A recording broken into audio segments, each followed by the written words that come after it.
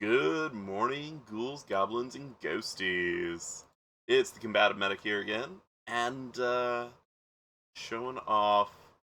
I don't know if we're really gonna call last week one of working on the zombie game, because realistically, most of what I did is just attach animations and download all the files that I decide I want to use, set up my plugins, make sure that all of the skeletons were set up for everything that I needed them to have set up. So a lot of this week has just been plugging in all of those things, creating a little tiny blueprint, creating an aim animation, raycasting. Yes, the adorable noises. One second, let me kill this guy so that way I can show. Yep. Ragdoll system, making it so that way each of the individual limbs has a skeleton so that way they can pop off. And Yarwa Interactive did a lot of that work for me. It's just organizing it all and putting it all together in a way that actually is going to make it, you know, a game. I've got a few different speeds of zombies. As you can see, we've got sprinters, we've got walkers, we've got crawlers. The crawlers actually crawl now instead of just floating. I also got the active decay system because it was all part of the Indie Humble Bundle that Yarwa Interactive was giving away. So that friendly little guy there, he'll start spawning little particles with the Niagara effects. It's all going to be good. At the end of the decay timer, it'll actually despawn the body. I'm considering switching up the logic for it so that way it only does some of the stuff, so that way it looks a little bit different, and so that way it kind of matches my game a little bit more. Fix the width of the ramps. Oh, I'm stuck. I'm stuck. Oh yeah, they play attack animations now. Different attack animations for different zombies. Um, this video is probably gonna end right about here because I am getting an upgrade to my PC. So yeah, that's gonna make it so that way I have a little bit less lag, a little bit more clarity. We can go into more detail. You can actually see the faces move a little bit better. When it starts with the whole spawning in particle effects, the particles won't slow down. You won't see that error that appeared that in the top left of my screen saying that I was exceeding my memory allocation. Um, so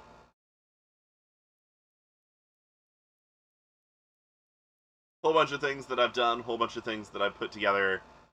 I was considering adding some extra logic so that way we could swap out weapons for other things that are in the military weapon silver pack. Um, because I'm going to be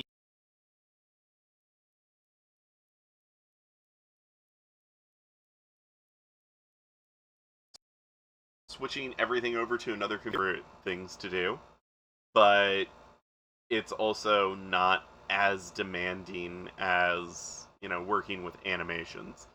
Because, you're sitting there and you're pulling things into your environment going, okay, so well, does this look better here, or does it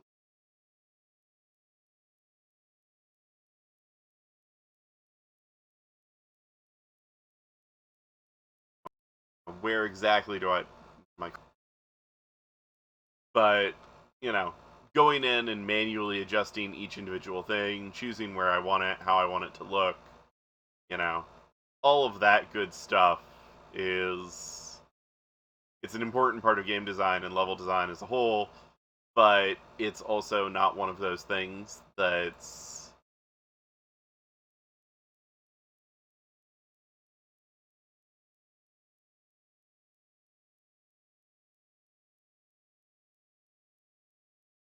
me an age and a half to figure out, you know give it some collision, tell it how it's going to interact with the environment around it, you've got lots of different options for how you can manage putting items into the level.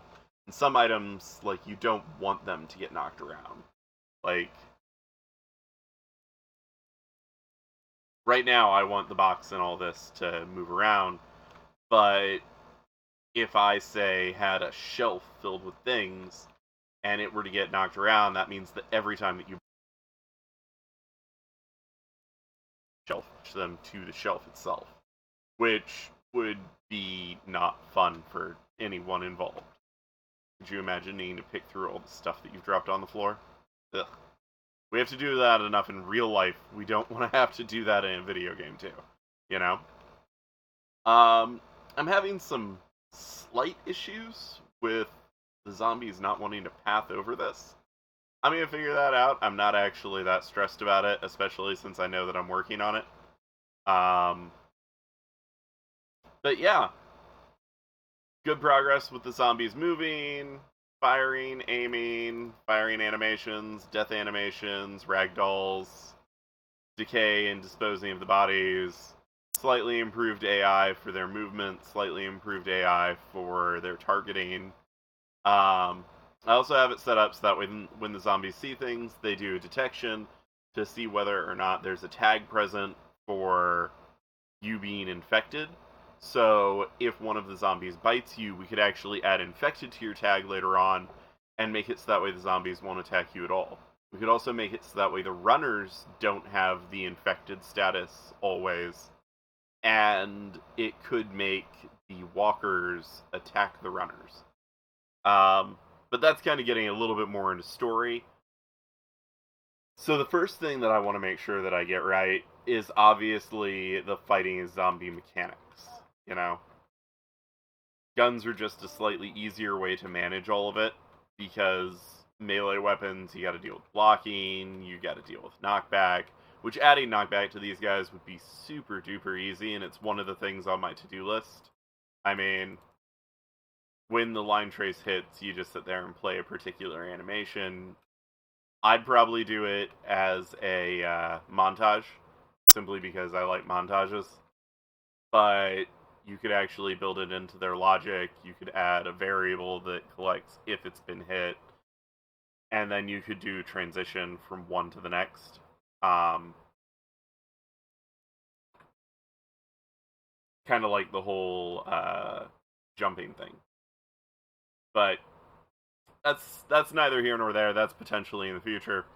We've got a knife that we're going to be importing in. We're probably going to end up using all of these lovely little silver weapon pack items, military weapon silver pack items, because, I mean, why not? Who doesn't want to shoot a zombie with a rocket launcher?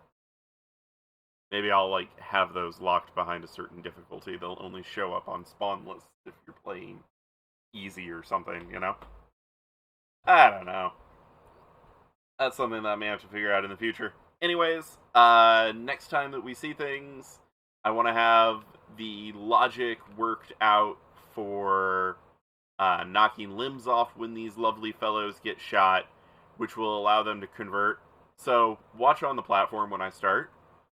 Watch this lovely guy here, and you're going to see his animation start standing, and then switches to falling. And that's because right now he's going through just a quick little animation bit that changes his animation state. If he does attacks, you'll actually see he kind of floats a little bit there, and then he's going to float right at the very end because the base state for animation for these guys is this walking, running animation. So I'm going to work on fixing that. I'm going to work on making the enemies just a little bit more interactable. And I'll have at least an initial level prototype to show you guys. So yeah, I hope you guys enjoyed the progress that's happened.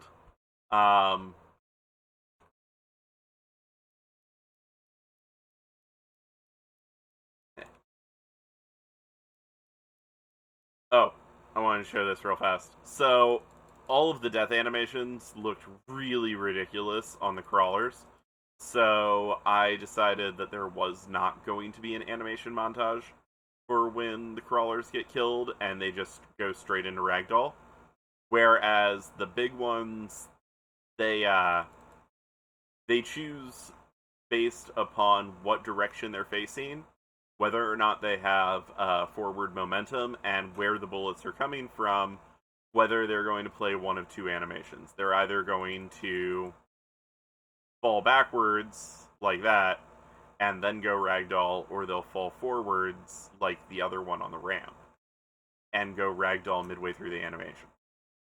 Um, it's a relatively simple thing to add. I really like how it turned out.